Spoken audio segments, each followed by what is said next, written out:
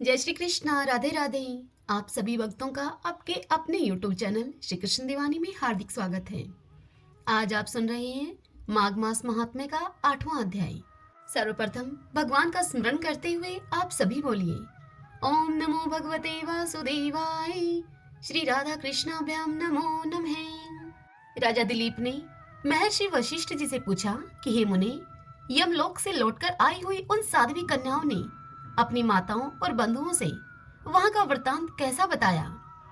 पापियों की यातना और पुण्य आत्माओं की गति के संबंध में उन सब ने उन माताओं से क्या कहा। मैं पुण्य और पाप के शुभ और अशुभ फलों को विस्तार के साथ आपसे सुनना चाहता हूँ।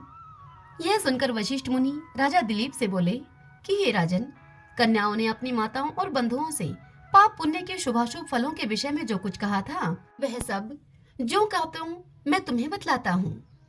उन कन्याओं ने कहा अपनी माताओं से, माताओं, यमलोक बड़ा ही घोर और भय को उत्पन्न करने वाला है। वहां सर्वदा चारों प्रकार के जीवों को विवश होकर जाना पड़ता है। गर्भ में रहने वाले अथवा जन्म लेने वाले शिशु, बालक, तरुण, अधेड़, बूढ़े, स्त्री, पुरुष और नपुंसक, सभी तरह के जीवों को वहां पर जाना होता है। वहां चित्रगुप्त आदि समदर्शी एवं मध्यस्थ सत्पुरुष मिलकर देहधारियों के शुभ और अशुभ फलों का विचार करते हैं। इस लोक में जो शुभ कर्म करने वाले कोमल हृदय तथा दयालु पुरुष हैं, वे सौम्य मार्ग से यमलोक में जाते हैं। नाना प्रकार के दान और व्रतों में संलग्न रहने वाले स्त्री पुरुषों से सूर्यनंदन यम की नगरी भरी हुई है। माघ स्नान करने वाले लोग वहां विशेष रूप से शोभित होते हैं। धर्मराज उनका अधिक सम्मान करते हैं। वहां उनके लिए सभी प्रकार के भोग सामग्री सुलभ होती हैं। माघ मास के स्नान में अपने मन को लगाने वाले लोगों के सैकड़ों हजारों विचित्र विचित्र विमान वहां पर शोभा पाते हैं। इन पुण्य आत्मा जीवों को विमान पर बैठकर आते हुए देखकर सूर्यनंदन यम अपने आसन से उठकर खड़े हो जाते हैं और अपने पार्षदों के साथ वहां जाकर उनके पास उन सब की अगवानी करते हैं। फिर स्वागत पूर्वक उनको आसन देकर पाद अर्घ्य आदि निवेदन करके प्रिय वचनों से उनको कहते हैं कि आप लोग अपने आत्मा का कल्याण करने वाले महात्मा हैं। आप सब धन्य हैं, क्योंकि आपने दिव्य सुख की प्राप्ति के लिए पुण्य का उपार्जन किया है। अतः आप इस विमान पर बैठकर स्वर्ग को जाइए। स्वर्ग लोक की कहीं तुलना नहीं है। वह सब प्रकार के दिव्य भोगों से परिपूर्ण है। इस प्रकार उनकी अनुमति लेकर पुण्य आत्मा पुरुष स्वर्गलोक में जाते हैं। माताओं तथा बंधुजनों, अब हम वहां के पापी जीवों के कष्ट का आप सबसे वर्णन करती हैं।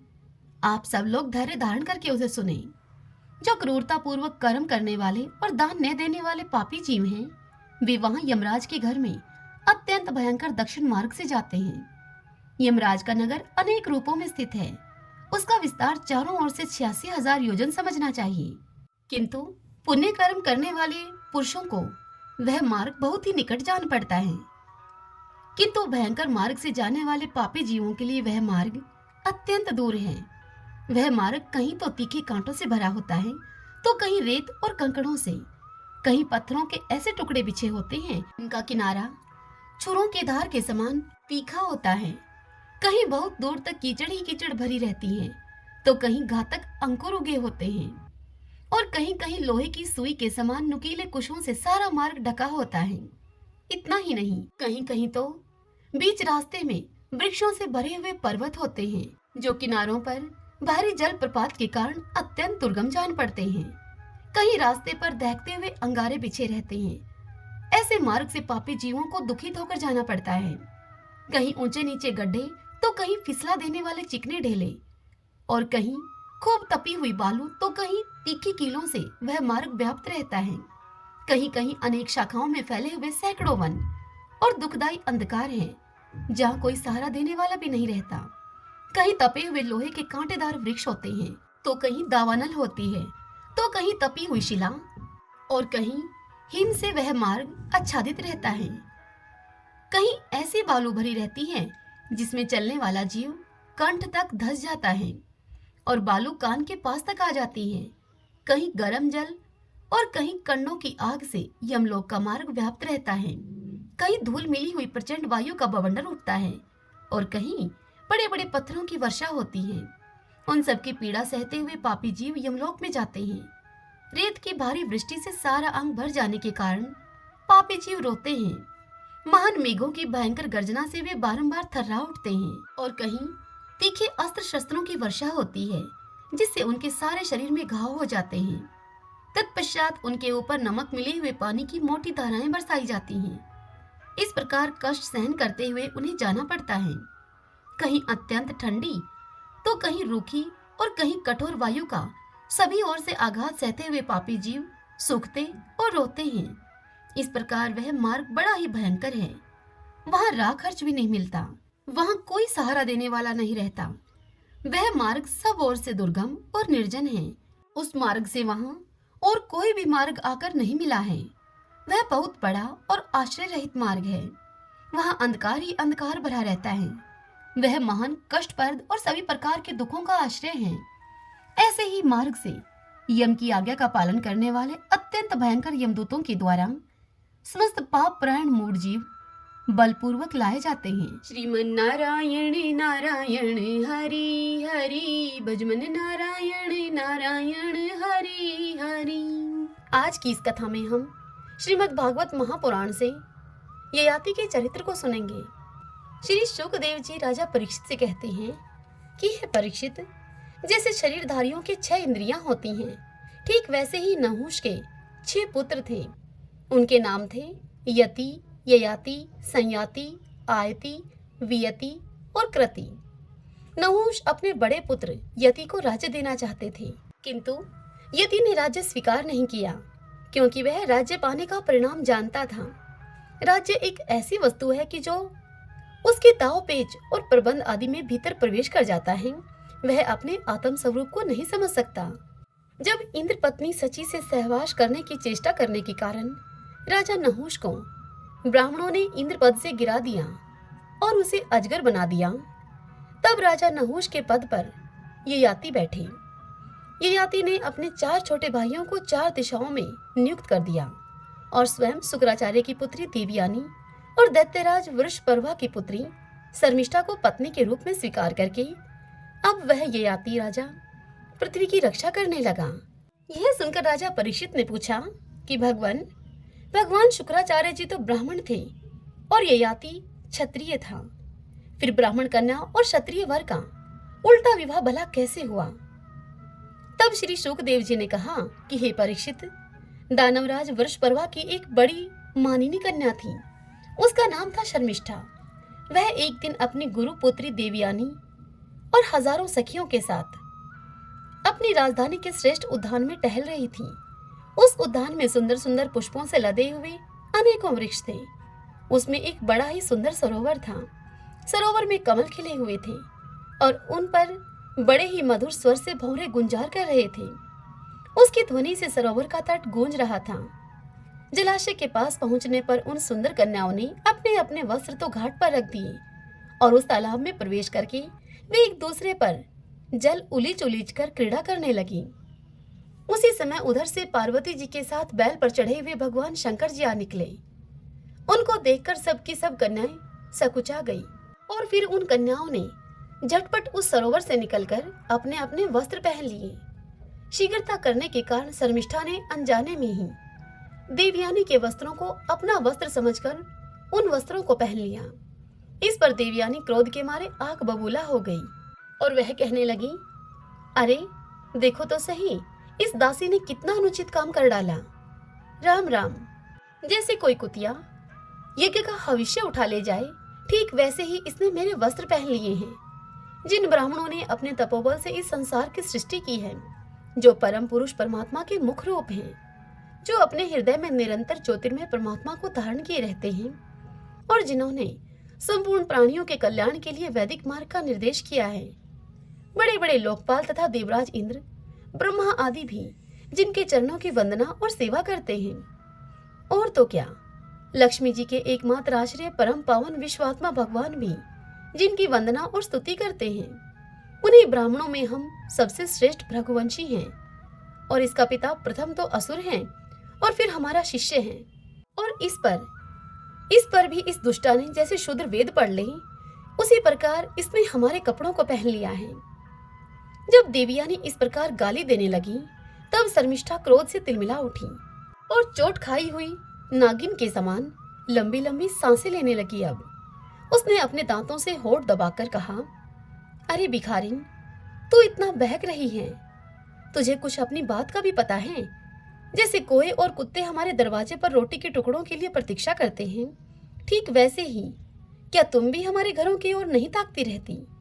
शर्मिष्ठा ने इस प्रकार से बड़ी और कड़ी कड़ी बातें कहकर गुरुपुत्री देवयानी का तिरस्कार किया और फिर क्रोधवश उसके वस्त्र छीनकर उसने देवयानी को कुएं में धकेल दिया।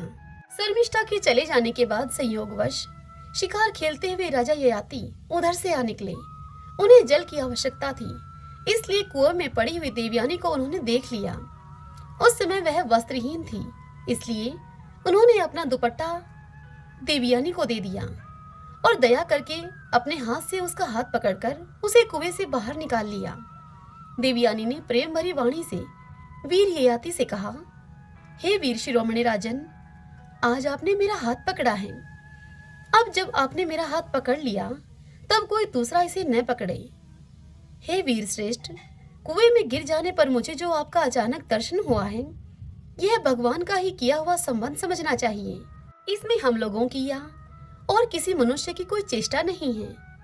हे वीर श्रेष्ठ, पहले मैंने बृहस्पति के पुत्र कच्छ को श्राप दे दिया था, इस पर उसने भी मुझे श्राप दे दिया।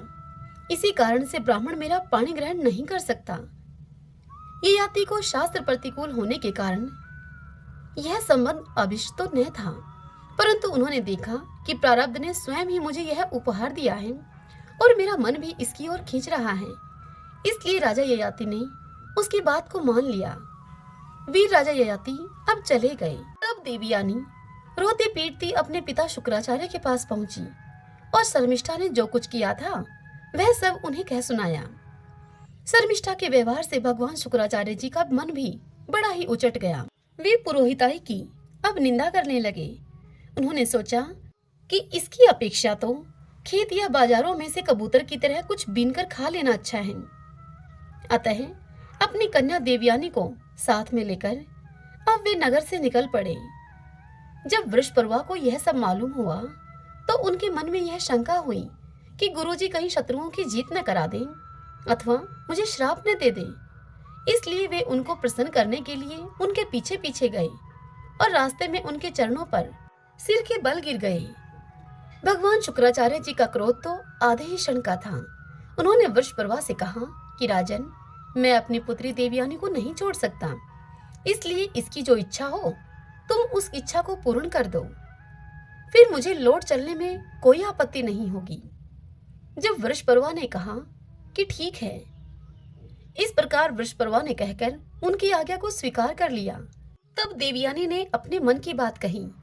देवयानी ने कहा कि पिताजी, मुझे जिस किसी को आप दे दें और मैं जहां कहीं जाऊं, शर्मिष्ठा अपनी सहेलियों के साथ मेरी सेवा के लिए वहीं चले। शर्मिष्ठा ने अपने परिवार वालों का संकट और उनके कार्य का गौरव देखकर देवयानी की बात को स्वीकार कर लिया। वह अपनी 1000 सहेलियों के साथ दासी के समान देवयानी की सेवा करने लगी। शुक्राचार्य जी ने देवयानी का विवाह राजा ययाति के साथ कर दिया और शर्मिष्ठा को दासी के रूप में देकर उनसे कह दिया कि राजन, इसको अपनी सेज पर कभी न आने देना। हे परीक्षित, कुछ ही दिनों के बाद देवयानी पुत्रवती हो गई। उसको पुत्रवती देखकर एक दिन शर्मिष्ठा ने भी अपने ऋतुकाल में देवयानी के पति ययाति से एकांत में सहवास की याचना की। शर्मिष्ठा के पुत्र के लिए प्रार्थना धर्म संगत है। यह देखकर धर्मज्ञ राजा ययाति ने शुक्राचार्य की बात याद रहने पर भी यही निश्चय किया कि समय पर प्रारब्ध के अनुसार जो होना होगा सो हो जाएगा। देवयानी के 2 पुत्र हुए, यदु और तुर्वशु, तथा वृषपर्वा की पुत्री शर्मिष्ठा के 3 पुत्र हुए राजा ययाति से, दुर्धायु, अनु और पुरु। जब मानिनी देवयानी को यह मालूम हुआ कि शर्मिष्ठा को भी मेरे पति के द्वारा ही गर्भ रहा था, तब वह क्रोध से बेसुध होकर अब अपने पिता के घर चली गई। कामी ययाति ने मीठी मीठी बातें, अनुनय विनय और चरण दबाने आदि के द्वारा देवयानी को मनाने की खूब चेष्टा की। उसके पीछे पीछे वह वहां तक भी गए, परंतु मना न सके। शुक्राचार्य जी ने भी क्रोध में भरकर ययाति से कहा कि तू अत्यंत स्त्री लंपट मंदबुद्धि और झूठा है। जा तेरे शरीर में वह बुढ़ापा आ जाए जो मनुष्यों को कुरूप कर देता है। तब ययाति ने कहा कि हे ब्राह्मण देव, आपकी पुत्री के साथ विषय भोग करते करते अभी मेरी तृप्ति नहीं हुई है। इस श्राप से तो आपकी पुत्री का भी अनिष्ट ही है। इस पर शुक्राचार्य जी ने कहा कि अच्छा, जाओ, जो प्रसन्नता से तुम्हें अपनी जवानी दे दे उससे तुम अपना बुढ़ापा बदल लो। शुक्राचार्य जी ने जब ऐसी व्यवस्था दे दी, तब अपनी राजधानी में आकर ययाति ने अपने बड़े पुत्र यदु से कहा, बेटा, तुम अपनी जवानी मुझे दे दो और अपने नाना का दिया हुआ यह बुढ़ापा तुम स्वीकार कर लो, क्योंकि मेरे प्यारे पुत्र, मैं अभी विषयों से तृप्त नहीं हुआ हूँ, इसलिए तुम्हारी आयु लेकर मैं कुछ वर्षों तक और आनंद भोगूंगा। तब ययाति के पुत्र यदु ने उससे कहा कि पिताजी, बिना समय के ही प्राप्त हुआ आपका बुढ़ापा लेकर तो मैं जीना भी नहीं चाहता, क्योंकि कोई भी मनुष्य जब तक विषय सुख का अनुभव नहीं कर लेता तब तक उसे उससे वैराग्य नहीं होता। हे परीक्षित, इसी प्रकार दुर्वसु, दुर्धयु और अनु ने भी अपने पिता की आज्ञा को अस्वीकार कर दिया। सच पूछो तो उन पुत्रों को धर्म का तत्व मालूम नहीं था। वे इस अनित्य शरीर को ही नित्य मान बैठे थे।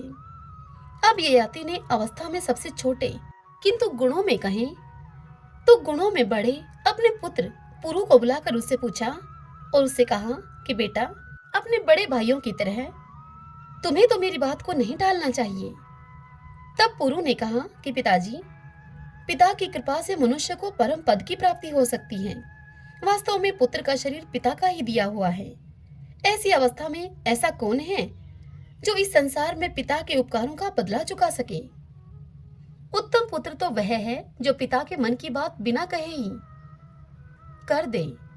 कहने पर श्रद्धा के साथ आज्ञा पालन करने वाले पुत्र को मध्यम कहते हैं। जो आज्ञा प्राप्त होने पर भी अश्रद्धा से उसका पालन करे वह अधम पुत्र है, और जो किसी प्रकार भी पिता की आज्ञा का पालन नहीं करता उसको तो पुत्र कहना ही भूल है। वह तो पिता का मल मूत्र ही है। हे परीक्षित, इस प्रकार कहकर पुरु ने बड़े आनंद के साथ अपनी जवानी दे दी और अपने पिता का बुढ़ापा स्वीकार कर लिया। राजा ययाति भी उसकी जवानी लेकर पहले जैसे ही विषयों का सेवन करने लगे। अब वे सातों द्वीपों के एक छत्र सम्राट थे। पिता के समान भली भांति प्रजा का पालन करते थे। उनकी इंद्रियों में पूरी शक्ति थी और वे यथा अवसर यथा प्राप्त विषयों का यथेच उपभोग भी करते थे। देवयानी उनकी प्रियतमा पत्नी थी। वह अपने प्रियतम ययाति को अपने मन, वाणी, शरीर और वस्तुओं के द्वारा दिन दिन और भी अधिक प्रसन्न करने लगी और एकांत में उसे सुख देने लगी। राजा ययाति ने समस्त वेदों के प्रतिपाद सर्वदेव स्वरूप यज्ञ पुरुष भगवान श्री हरि का बहुत से बड़ी बड़ी दक्षिणा वाले यज्ञों से यजन किया। जैसे आकाश में दल के दल बादल दिखते हैं और कभी नहीं भी दिखते, वैसे ही परमात्मा के स्वरूप में यह जगत स्वपन, माया और मनोराज्य के समान कल्पित है। यह कभी अनेक नाम और रूपों के रूप में प्रतीत होता है और कभी नहीं भी होता। वे परमात्मा सबके हृदय में विराजमान हैं। उनका स्वरूप सूक्ष्म से भी सूक्ष्म है। उन्हें सर्वशक्तिमान, सर्वव्यापी भगवान श्री नारायण को अपने हृदय में स्थापित करके राजा ययाति ने निष्काम भाव से उनका यजन किया। इस प्रकार 1000 वर्ष तक उन्होंने अपनी उच्च श्रृंखल इंद्रियों के साथ मन को जोड़कर उसके प्रिय विषयों को भोगा, परंतु इतने पर भी चक्रवर्ती सम्राट ययाति की भोगों से तृप्ति न हो सकी। इससे आगे की कथा कल हम अगले अध्याय में सुनेंगे। श्रीमन नारायण नारायण हरि हरि, भजमन नारायण नारायण हरि हरि।